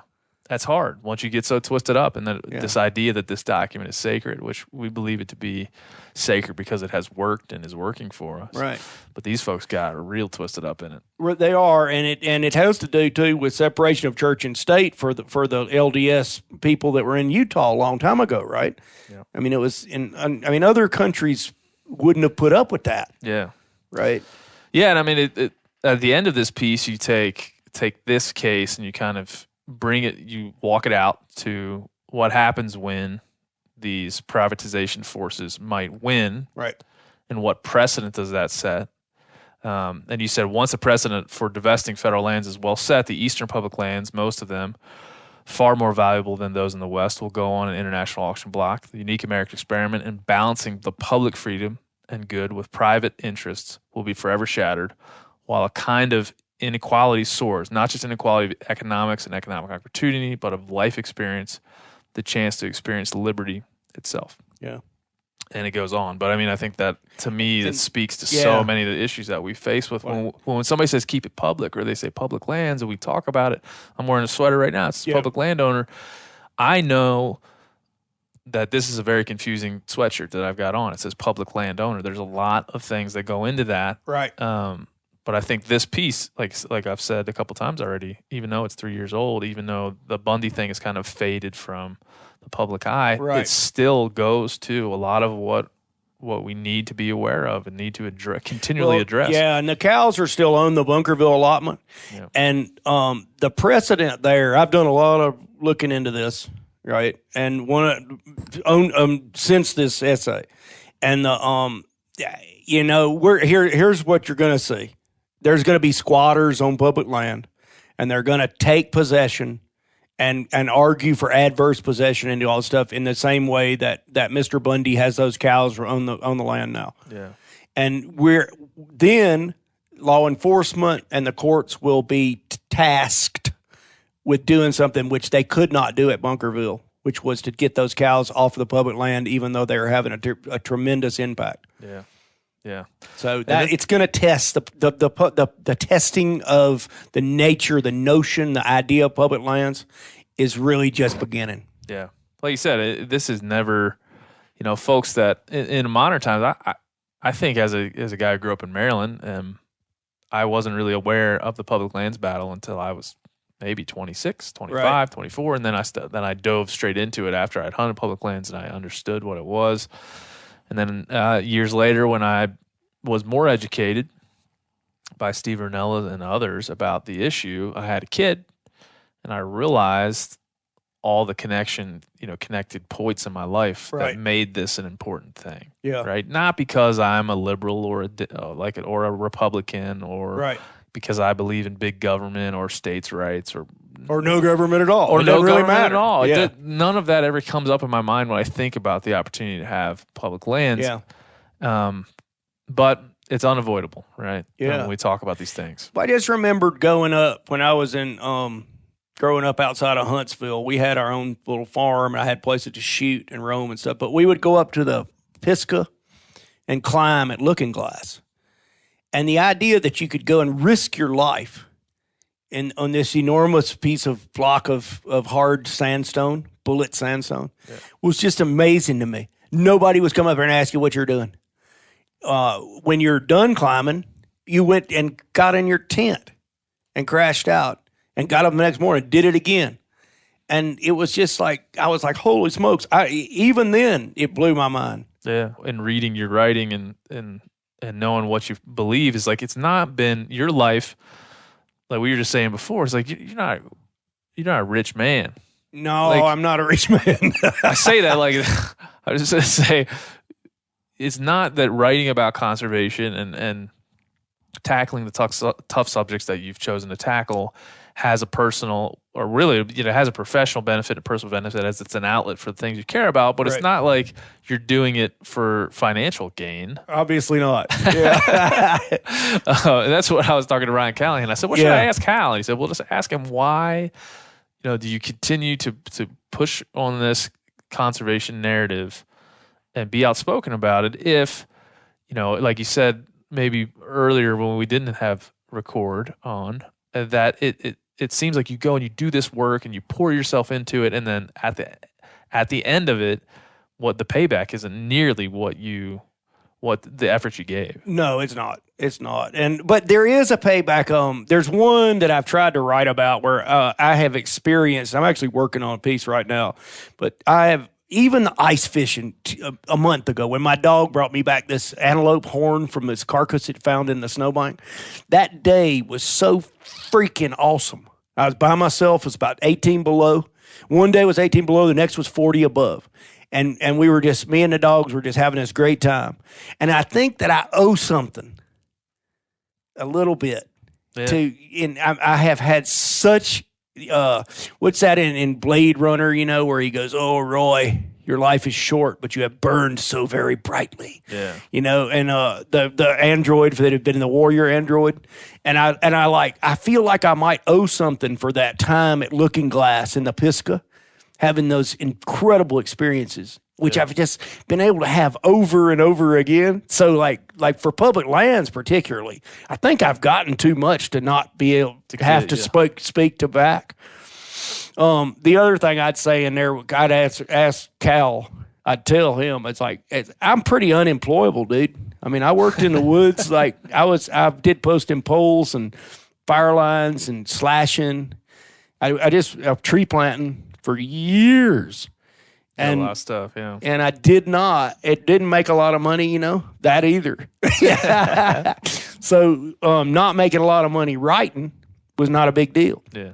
O'Reilly Auto Parts are in the business of keeping your car on the road. O'Reilly Auto Parts offer friendly, helpful service and the parts knowledge you need for all your maintenance and repairs. If you're confused about what part you need, like what wipers are going to be the best, what replacement headlights are going to be the best, go into O'Reilly and talk to the people that work there, because they're great and they're super friendly, and they'll get you squared away where you walk out knowing you got the right thing. They've got thousands of parts and accessories in stock, either in-store or online, so you never have to worry if you're in a jam. Do you need your windshield wipers replaced? You need a brake light fixed? You need some quick service? They'll help you find the right part or point you to the nearest local repair shop for help.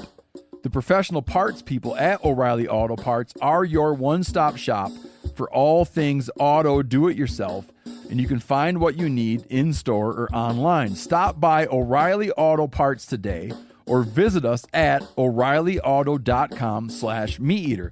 That's O'ReillyAuto.com/MeatEater. You ever get that feeling you're stuck inside staring at screens and a primal urge kicks in? You crave wide open spaces, fresh air, the chance to connect with the land. Well, maybe it's time to find your own piece of the wild, but searching for property can be a maze. That's where Land.com comes in. They got millions of listings across the country, from mountain ranches to hidden fishing holes. Their search tools are like a seasoned guide helping you narrow down what you want. Land.com isn't just about buying and selling. It's about finding a place to hunt, fish, explore, or simply sit by a campfire and listen to the crickets. So head over to Land.com today to turn one day into today, because trust me, there's nothing quite like the feeling of standing on your own piece of earth. There's nothing like snook hook sets at dawn or catching a tarpon in the moonlight. Find your next fishing trip made easy on fishingbooker.com and experience the magic of the Sunshine State or any other destination on your fishing bucket list. Book a blue water adventure in search of sailfish or go snapper fishing with the kids. With over 6,000 captains and trips to choose from, planning your next one just got a whole lot easier. Download the Fishing Booker app on the Google Play or App Store, or visit them online at fishingbooker.com to book your trip today. Yeah. Well, and it goes back to, like, there's a lot of things in your personal story that kind of color what you just said. Probably, yeah. So you grew up in Gurley, Alabama. Yep. Which is a long, I feel like is a long way from Montana. Yeah, for sure. I didn't really even know what Montana was. Yeah. The beauty of Alabama is it can be very it's a big, powerful place. I had a cool place, and so I didn't really look outside that much. It wasn't until we were tree planters I worked for a Weyerhaeuser company, and we had our own little contracting business in Tuscaloosa, Alabama. And it wasn't until I started reading Outside Magazine and stuff like that I thought about the West, where they had another tree planting culture. And that's actually what set me off to Montana. It's funny how those little threads are pulled. But you were what, 9? I read that you were 9 years old when you got your first shotgun. Yep. Is that right? Yeah, I got I've still got it. It's a Stevens 20 gauge single. And your dad, like you're saying earlier, your dad didn't hunt really. He had hunted as a kid, and he shot this. I think it was a squirrel, and it was early season. It had a bunch of those wolves in it, those real nasty maggots. Yeah, and that put him off of that. But he wasn't against hunting at all. Like you say, he enabled you to. Oh man, they were the ultimate enablers. Lots of ammo, and good basic guns. We were talking about that in a recent Meat Eater podcast. They were like, well, what did we always talk about what our fathers did for hunting. Yeah. Like, what did your mother do? And my first thought that just like organically came to my brain was like, enable her. Like, said, like, tore down some barriers and let me keep going. Yeah. And my mother very bravely cooked. And she came up with like Bob White quail, which they were still around, on toast, because this was something that she knew was really good. And rabbit and squirrel and stuff like that. She drew the line. We tried to do a snapping turtle once, and I cut it wrong, and it was really foul. And she drew the line at further snapping turtle experiments. She was a principled lady. So. Yeah.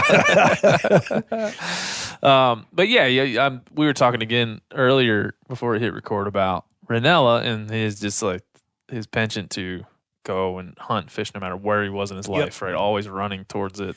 Yeah, I mean, always kind of working the real around thing, life. like obviously driven. Yeah, and that's kind of where you like when you write and talk about your life. Like you didn't like high school and you quit at the end of your junior year because there was a quote you said, "I wandered around with a rifle and fishing rod when other kids were in school." Yeah, for sure. Talk about that time. I just couldn't. I could not get used to being confined in school, and it was a lot of wasted time. I don't go back and go, that was really cool. It wasn't cool. But I've shot a bow, and I bow fished, and I shot a pistol at carp. I mean, it was like anything. I fished these small creeks a lot, and they were really small. The fish were tiny. I'm not sure that anybody else got it, and so I didn't have any partners in it. It was just like catching little brim, and I was obsessed with red horse, these suckers that would run out of the Flint River, come up Hurricane Creek, and I've written a lot about this, and up Mulder Branch, and then they would appear like salmon. This was like my version of Alaska, but it was like right down the road, And then when I got my license, I just stopped going to school. I drove around. I was obsessed with these gravel pits at that time that flooded out from the Paint Rock and Flint rivers, and they were filled with crappie. And I owned a crappie at the Madison County Lake, which is a pay fishing lake.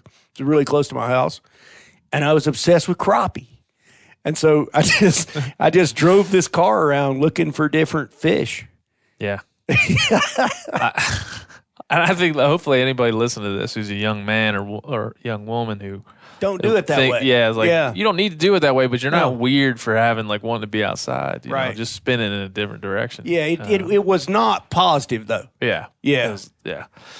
So then eventually during your teenage years you visited Montana, right? Nope. No? I never did. No? I didn't come to Montana until I was in my 20s. Oh, okay. Yeah, I actually went to take Spanish at Berkeley because I was behind when I was in college.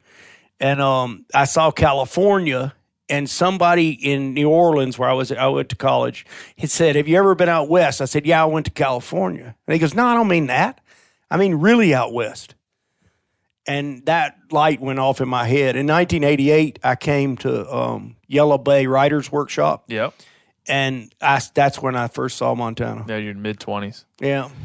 And then how did that change? You're like, I have to come here and have to be a writer? Yeah. I wanted to be a writer, but I was on the train into Whitefish was a guy named Denny. He still lives up there.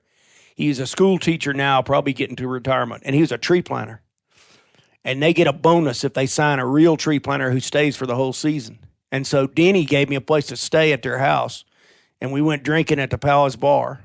And the fires of 1988 were raging. And they told me all about the fortunes to be made in tree planting in the Rocky Mountains. And that was, I knew I could make it with a Hodad. I've been swinging a Hodad since I was 19, and I figured I could swing a Hodad in the Rockies as well as I could in Alabama. Yeah. Not quite true, but I did do it. That's what brought me there. When did you discover that you could make a living writing? I went to graduate school in writing, but it was a external degree where you'd only go for 2 weeks and you come back home. And I was working in the woods, and I found a story. The first story I ever did was about this elk farm. And it was so outlandish. And I thought, other people are going to see this, how outlandish this is. And who are these people doing it? And what kind of person goes into the fence and shoots this elk and then has a picture of himself taken? And that was my first story. That's 97. Yep. It started in 97. Probably published, the stories started coming out like 98, 99. And that was High Country News? High Country News and Field and Stream. Yeah, and it's and how many? I have a note here that you might have published 200 pieces over your lifetime in High Country News. It might be somewhere like that. Yeah. As a writer, there's no way you keep track of that. No, I never. No, I never. You could ask me how many pieces you've been published. I'd be like somewhere above 1 and below 1 million. 1 million, right? High Country News is an incredible outlet, and they were starting to do all this energy development on the Blackfeet Reservation. And I knew that was a story that would be fascinating because Chief Mountain is like the sacred site there right outside the park. Yep. And there was some leasing going on up there, and I was immediately interested in that. And High Country News gave me we used to call it, you know how a privateer takes a letter of marque? Yep. And like back in those days, I would say, would you give me a letter saying I'm working for you? And then, you've got this that's your letter of marque, and and it's an adventure. You know that. Journalism is an adventure. Stringing. Stringing's an adventure. String forever. I got in The Economist doing that too. Did it really? Yeah, it was, and they didn't pay a lot, but it was another market. It feels like that time in writing is kind of, well, maybe it's not gone, but it certainly has morphed from it's totally when different. Someone would pay you a lot of money to go and actually do the work. Yeah, it wasn't a lot of money then, but it was equivalent to what I was getting, say, Finn and Timber. Yeah. Yeah. Enough where you can make a living, and they would say, hey, go down to Panama for 3 weeks and report on this thing, come back. That we'll cover your plane ticket. We'll cover your plane ticket. While that still exists in some corners, it doesn't really exist in totality. No. It's gone. Even if you get up into and recognized, you've got a talent, it's still not necessarily there. Yeah. Yeah. And that hasn't been that many years that's kind of just gone away. I think the digital revolution probably has a lot to do with it. It does, for better and worse. Like if you want to write, though, you got more opportunities. You got more opportunities to be seen and read. Yeah. That's for sure. You've got a lot. You've written for a lot of endemic and non-endemic publications, and I mean, I have a list of awards here you've won. What would be your defining philosophy as a writer? Is it true? Yeah. I still have that up on a bulletin board somewhere. It's like, is it true? Each sentence, is that sentence got anything where it has a hole in it? Is it true? Yeah. Which makes writing painful for you? Yep. It's painful for me. Bringing the focus is almost impossible for me. And the focus is very intense, and I don't like going to that place. I avoid it. It's we talked about this on my podcast before, but Stephen Pressfield's The War of Art is a book about resistance, and the resistance has been my fight I fight resistance. He nailed it in that book. And I have never seen it better articulated, and that's what I fight. Yeah. And I'm behind on some columns right now, and As we resistance record, beat me. It beat me the days that I attempted to enter the focus place. Resistance beat me on those days, and then it's not just procrastination. Your life becomes really it's really shitty because you can't enjoy anything else because this is hanging over you. Yeah. Does that happen to you? Oh, I always, people ask me about writing. I was like, it's the most, because we're doing a lot of things here at this new company. We're doing video, we're doing podcast. Of course, this is like the easiest form of expression because it literally is just talking. Free flow. Yeah, free flow ideas, which I think makes it more valuable. Yep. Or as valuable. Yep. At least. In its own way. In its own way. It's like its own art form. Like you certainly, if you've recorded many hours of yourself talking, I've recorded many hours of myself talking. You kind of have to become comfortable with yourself. Yep. And in your own skin to be able to do that without falling apart. Yeah, for sure. But in writing, like I'm constantly falling apart. Yep. I'm constantly falling apart. And I think what you just said is like, is it true? Is something that I could like. I've never achieved what I feel in one article or even a series of articles is like 100% truth. I always feel like if I was a critic of this writing, I could tear this down, this organization of thought. Absolutely. But then you like it's imperfect because you're imperfect. Yep. Like your knowledge of a situation is always evolving. You cannot allow yourself to be paralyzed by that. Yeah. And what's scary though is also you can't write a bunch of bullshit. Yeah. Yeah, you're kind of like floating in the sea, and you're like, you find an oar and you get rowing, and then you lose that oar and you float for a while, and then you pick it up again, and then you get closer to shore, and then you never make it to shore, but you're always getting closer. Right. And How do you deal with the internet when you're writing? Do you toggle back and forth to stuff? Yeah. Yeah. I think it's in a better nature. It's in your nature to do that. Yeah. And I've never written a book, which you have, and I want to, and I just fear that the more that I'm involved in social media, involved in the internet, involved in that way of collecting information, that the further my abilities are being sucked dry. My abilities to collect information and to organize. Right. Because I feel like most writers, and most orators as well, it's like organization of thought. Yeah. Is one of the biggest things that people struggle with, and I struggle with it. I struggle with it too. Organizing your thoughts in such a way that it can be compelling to everyone outside of your own mind. Yeah, for sure. And what that involves is knowing 10,000 things and deciding what the 100 of those are that represents all that will be left out. Yeah. And then organizing those into a narrative. Yeah, and that's it. I mean, like your piece in the High Country News on the Bundy situation. I think it's easier for me, and maybe this is different for you, but when I've met someone and I can sit down and articulate their character, right? It's easier for me to do that because it's less of a lift as far as the organization of thought, because you can just sit down and immerse yourself in that person and your interactions with them, and then let that flow into the page. Right, for sure. And especially if that person is a compelling character who's carrying a gun or he's involved in some type of he or she is involved. I did that series on the meth people years ago.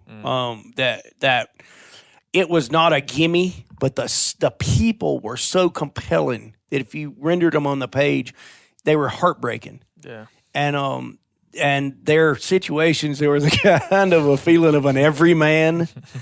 And I know most people really object to that, but one of the lead characters in there is like, it's like, really, but for the grace of God, there go you or I, come on, And so that, some of them are years ago, Predator Hunters for the Environment. I did one was a coyote derby in Marsing, Idaho.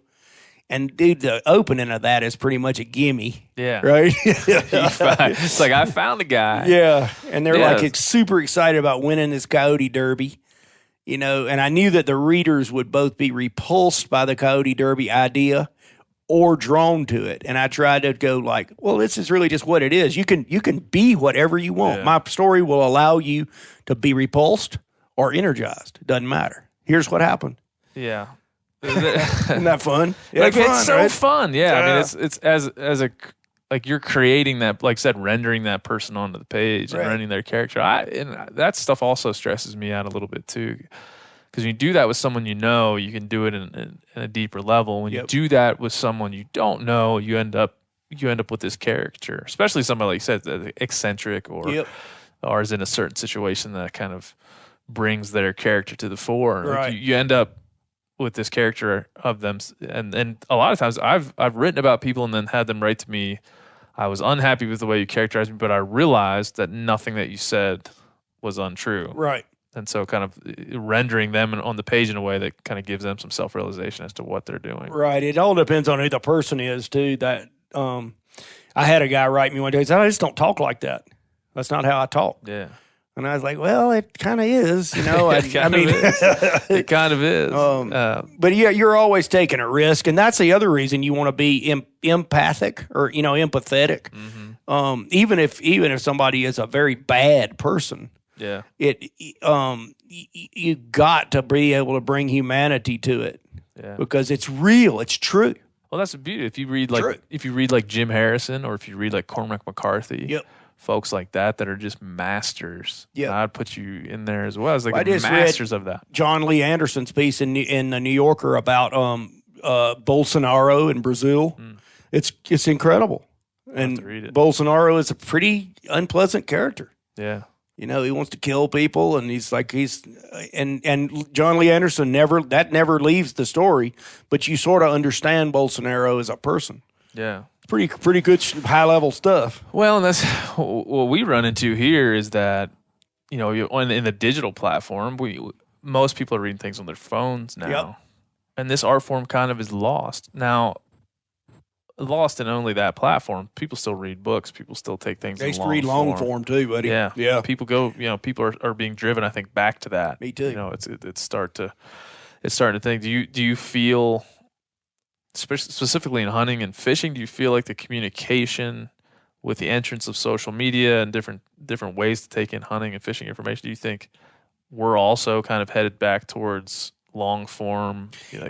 I think I think there was an experiment in the Twitter form or the 50 characters or the exploding whatever. Yeah. And it didn't really take. And so we're actually about where we've always been, where people love good stories. Yeah. You know, I think like you said, it's good content. It's good content. Yeah. And people will always be driven to that. And it ebbs and flows in that when you present life in these short snippets, people desire the longer, more. They do. Yeah. The thing is we lost the ability to pay people enough to devote the time to give you the great long form. And that's an ongoing problem. Yeah, passion is not enough, dude. Yeah. It is not. Yeah. You got to be able to go out to dinner with the wife and kids on the paycheck. Passion for a writer or a painter, it's not enough. Yeah, I mean we get some. It'd be interesting for those that are listening that are in this camp. I would say weekly. I'm sure other folks at our company here, Mediator, get it more than I do. But I want to be a writer. I want to be a communicator. Yep. I want to be this. What do you do? I always struggle with that answer. It's always different. But what do you tell, like a young writer who they're stepping into a different landscape than you stepped into? Absolutely. And probably a more desolate landscape. Yeah, for money. Yeah. But an incredibly target-rich landscape for opportunities to write well about something. Yeah. So that goes back to the passion. Passion for it is not going to be enough. But I do tell people, I say, you come up with a story where you go, holy shit, I can't believe this, right? Or it's the very same story that you would tell in a bar. You go, you're not going to believe what just happened, dude. And then you make that into a pitch that proves that you can write that. Then the editor's not going to have to break his brain trying to fix it.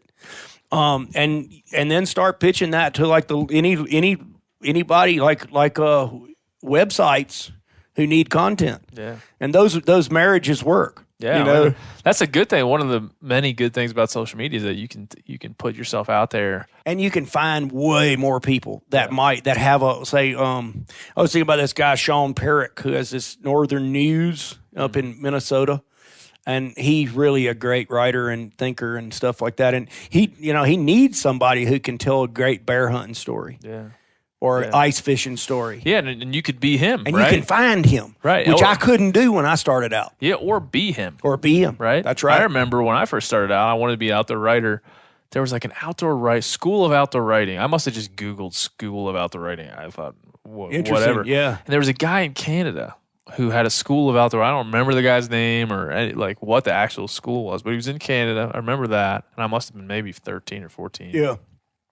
And I wrote this really, what I thought was impactful piece about killing my first deer. I wish I could find that. I don't know where that is, but he wrote back to me. And he just said, "You're into your own words too much. Like this flowery." Because to me, it was like I had to be so impactful with the words. Right. The meaning of the words kind of fell apart. Sure. And so he you gave were me dancing before you learned to walk. That's right. Yeah. Yeah. I thought, I saw other people being able to Yep. articulate the world in such a way that I that's what I want to be, but I never Yep. stopped to think like I got to go through some steps to get to Right. that. And so that was, and I never paid the guy for any class or anything, but that's what he gave me that That's advice, and that stuck to me to this day. Right. You know? Well, remember, Harry Crews. He was a Southern writer. He wrote a famous book called A Childhood, which was, he just died not too long ago. He was a really, really outlandish person and novelist and stuff. And he just said, let's face it, not at the end of the day. He said, let's face it, the best stories in the world, he loved Shakespeare, are comprised of words like brick. and he used to say, he loved sports because he said the world was shot through with this BS. He said, I got a bench and I got 300 pounds. You tell me you can bench press 300 pounds, we'll go over there and try it out. Step up. Yeah, and he said that writing was very much like that. Either you could do it or you can't. It's pretty obvious. And like the thing I took away was it's about brick. Yeah. It's easier to take the mundane and give it reality. Yeah, and somebody then go for I love that fancy poetry like Wordsworth and stuff. Yeah, and it translates. But he could think how hard it was to do that. I know. Yeah. I was going to be an English lit major at some point. Then I think I figured out that's not the type of communicator that I would become. But you would get to read some cool stuff. Yeah, at school. man. Yeah, visit some cool places probably. Yeah. In the end, but it's just I don't think there's enough that goes on around just the art of what the written word is, because so many, like you said, because the outlet for communication is so wide open right now. I mean, wide open. Right. And there's some terrible writing out there. I mean, we receive a lot of it here. Yeah. And you just think like, because our world is, we're inundated with words and pictures all the time. Right. They come from all types of sources because the world has opened in the way that it does. It's overload. And it used to be that there were trusted sources, and those folks were trusted to print the words on a piece of paper, print the pictures, and be accountable for those words and those pictures. Same thing with news. And now we've opened up Pandora's box, and we're seeing.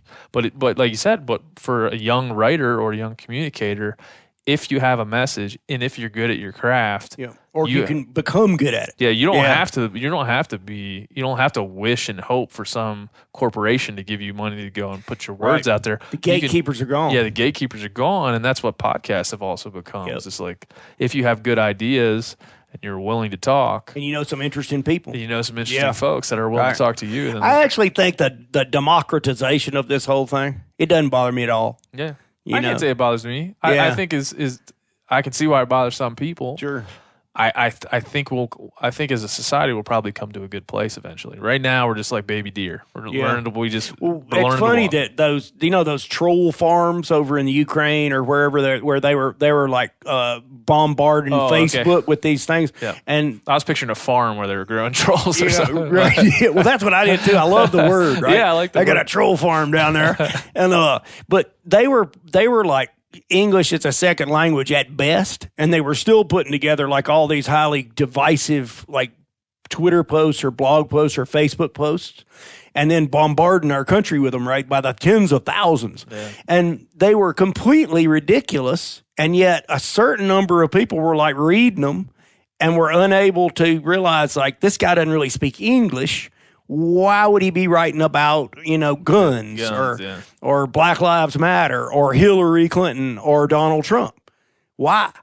But they didn't do that. So there's, the people, the gullible are always with us. Like the Bible says about the poor. Yeah. The vulnerable, the gullible are always with us. So segments, Hal, are a time where I try to, we've covered some rough ground, some shaky, we've been some shaky ground. The first segment's called Hot Spot Cool Dude, and this is where I try to convince you to give all of the listeners of this podcast one of your hottest hunting spots. Okay. And this is going to be in Montana. Now, most hunters won't give them up. Right.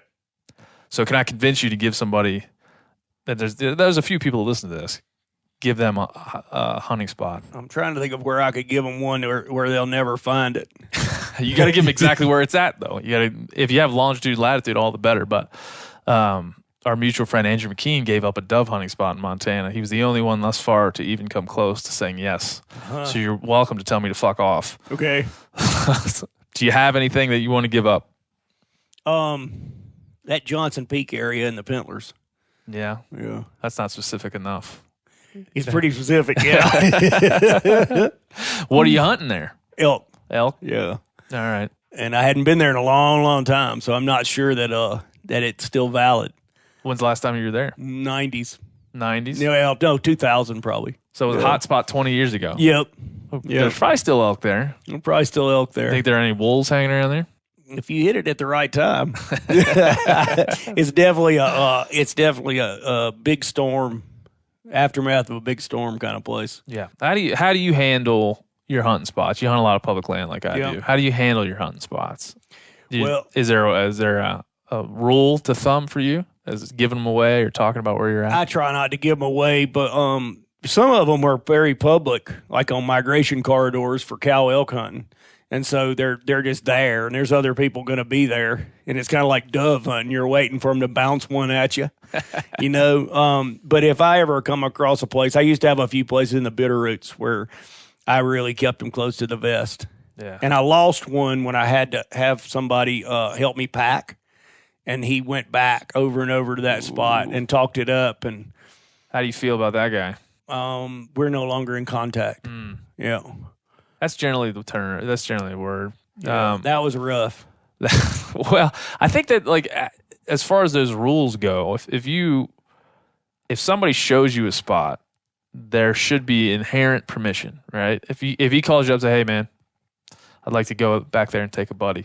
Yep. Is that okay? Yeah. You say, "Yeah, that's great," or "No, man, I just don't think you can take a bunch of people." Right. You just can't take it. Yes, that's can't what I take used to say. Can't take it. It's not me. It's the land. Right. I'm not the bad guy. Yeah. I think that's in generally how you have to handle it. But, Yeah. but there's, stories around here, around Bozeman, of guys get, 3 or 4 buddies come help them pack out. Next time they're in there, there's trucks all over the place. It takes that. And that's pretty much, it wasn't trucks all over the place, but it was that place was small. And when he packed that out for me, he went right back. Like the next day? No, during the next bow season. This was it's early rifle. And next year, but I couldn't. He took it over. Yeah. Yeah, I'd never talked to that guy either. Never talked to that guy either. Another segment that we're doing around here is called Damn Near Died. And it's where I'm trying to get everybody to tell me near-death experiences. Good. Whether it's something that you had outside or something that someone told you. But what's the craziest near-death experience outside? Well, there have been quite a few of them. But one of my favorite, because it ended up interesting, was we went back. My buddy and I, there were 4 people on this trip, and we hiked into El Capitan, which is in the southern Bitterroots, south of Missoula, south of Darby, Montana area. And my buddy and I were going to climb I think it was northwest ridge of El Capitan. And we got there. It's a really long hike. We got to the base and the cirque underneath it, and I don't know what we were doing or what we thought, but we hiked up there to check it out. And we both immediately began climbing it. And this is after hiking for hours and hours and hours, and we climbed up. We did it, and we were up at the final pitch. Neither one of us had ever done this before. And this like slate wiping thunderstorm with sleet and hail and lightning came from the west, which we couldn't see because the peak was between us and where it came from. And it pretty much just attacked us. And so we sheltered up, and then we did the last pitch in this storm, and we got on top. I had been on top several times before, mostly in the snow, though. And it was an absolute whiteout. And there was no way to figure out how to get down. And we started hiking off, and the clouds came out for just a second. This was now almost dark. Why we did this, we still didn't know. We still don't know. And the clouds opened up. You never stopped during the climb to be like, hey. We shouldn't know. What we didn't. Doing? We got really into it. And the clouds opened up just enough to see that we were going in the absolute opposite wrong way on the top of El Cap. And we found an overhang with a rat's nest in it. And we got under there. Now it was fully dark. And we set fire to that rat's nest. And we spent the night. I had a power bar. We divided. And we weathered it and got up the next morning. It was still whited out. There was no way to see, but we picked our way down, and we had to drive some pitons, which my buddy luckily had in a little bag. And we rappelled down this shoulder of the peak, which we should never have had to do, and came back to camp. We were laughing, and all the people there were just like, they were pale as ghosts, right? They thought they saw little tiny figures, and then they saw the storm. And then nobody showed up. Nobody ever came back. And they said, one guy said, he said, I thought y'all might make it, but I never thought y'all would walk into camp laughing your asses off. What was the most desperate moment? Like, did you guys ever feel when we realized we were going the wrong way, and it was actually, it was like dark. Yeah. You know, we had lost track of time, and we did find that overhang though, and it was a beautiful series of events because it worked out. And we would doze for a little bit, and the fire would go out, and somebody would go get this Krumholtz, these little pieces of alpine vegetation, and we'd build it back up. And you look back on that now, like how close you were to, Yeah, well, I'm glad we were on the last pitch. Yeah, The ridge is not vertical enough to rappel the ridge all the way back down the way we had came would be pretty dicey. You kind of have to summit and go off. Yeah. Yeah. It's funny when you like the revisionist history, you're like, if I would have been, well, if we'd just gone to bed and got up the next morning and done it early in the day before the big thunderstorms come, that would have been really good. There's something about this the dumb shit you do as a younger person outside that just informs the rest of it. It does. Like, we were grown too. We knew better. At least you would think. Yeah. At least you would think. Well, we're glad you're around, and thanks for coming all the way to Bozeman. You bet. I enjoyed chatting it with me. And you enjoyed it completely. Me too. We covered some rough ground, but we got it done, and all on top of a bear. Right on. All on top of the bear. Yeah, podcast. This is the second podcast I've done with the bear. We have a bear rug that was killed by Steve Vernella. The bear rug is, of course, the sound dampener. Right. It's working real well. He's working like a charm. Look at him, just laying there. All right, Al. Thanks, yes, brother. Yes, sir. Enjoyed it, man. I guess I grew up on an older road. That's it. That's all. Another episode in the books. Thanks to Hal. Thanks to Miles for coming through and joining me this week. And thanks to all of you, of course, for listening. Hope you're enjoying our new format, 3 weeks in here. It's turkey season. We're about to embark on our THC turkey tour. And that tour is going to be centered around a bunch of states, but we're going to be starting in South Dakota. Mark Kenyon will be joining us there. We're going to be driving over to Idaho, do the BHA rendezvous, up to Oregon. Brian Callahan will be joining us there, and back over to Montana. We'll be driving, I think it's a 34-hour loop around the West to chase turkeys. And there'll probably be some other stops in there too. So stay tuned. Follow us on social at BennyOB301 to track all that. And we'll be covering a lot of that in our opening segments of the podcast going forward. What else? Oh, something important. Something very important. We are going to start an email address for the Hunting Collective. It's going to be thc@themeateater.com. Let me repeat that. THC at themeateater.com. And THC, of course, stands for the Hunting Collective, as always. Write us at THC at themeateater.com. Send us audio files of you commenting on what you've heard on the show, asking questions, and we're going to play those at the end of every episode. At the end of every episode going forward, we're going to have what we'll call listener voicemails. You check in, we play you on the podcast. Please keep it short, 1 to 2 minutes at most. Keep it concise. As you know, I can be vulgar, so I don't mind if you're vulgar, but just be appropriate. And do it. Be fun. Have fun with it. And we're going to play those on the podcast when they come in. So listen closely for those in the future. It's a very important thing. THC at themeateater.com. THC at themeateater.com. Email us. Let us know what you think. And with that, we're going to let you go this time, once again, with a little old number 7. See ya. Thank you, Jack Daniels. Oh, number 7. Tennessee whiskey got me drinking in heaven, and angels start to look good to me. They're gonna have to deport me to the fiery deeps. Oh, to the fiery deeps. Drinking in the fiery deeps. Oh, to the fiery deeps. Drinking in heaven.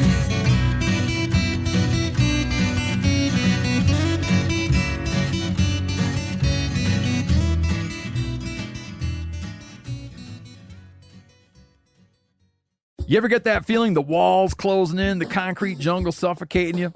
You crave some wide open spaces, the chance to connect with nature, maybe in a spot all your own. Well, head over to land.com. They've got ranches, forests, mountains, streams, you name it. Search by acreage. You can search by location. You can search by the kind of hunting and fishing you're dreaming of. Land.com. It is where the adventure begins. Hey everybody, listen up. I got mega huge news. Meat Eater Live is heading back out on the road. That's right. Join me and the crew. Clay Newcomb, Cal, Yanni, Spencer's going to be there. Phil the engineer's going to be there. Meat Eater Live headed back out. Now, when you get every ticket, okay? Every ticket you buy, you get a signed copy of our new Meat Eater Outdoor Cookbook. This tour is celebrating the release of the book. Buy a ticket, get a signed copy, Meat Eater Outdoor Cookbook, wild game recipes for the grill, smoker, camp stove, and campfire, which I'll point out is a $38 value. Here's where we're going to go. April 23rd, the Mesa Arts Center in Mesa, Arizona. April 24, the Balboa Theater in San Diego. April 25, the Grove in Anaheim, California. April 27, the Crest Theater in Sacramento.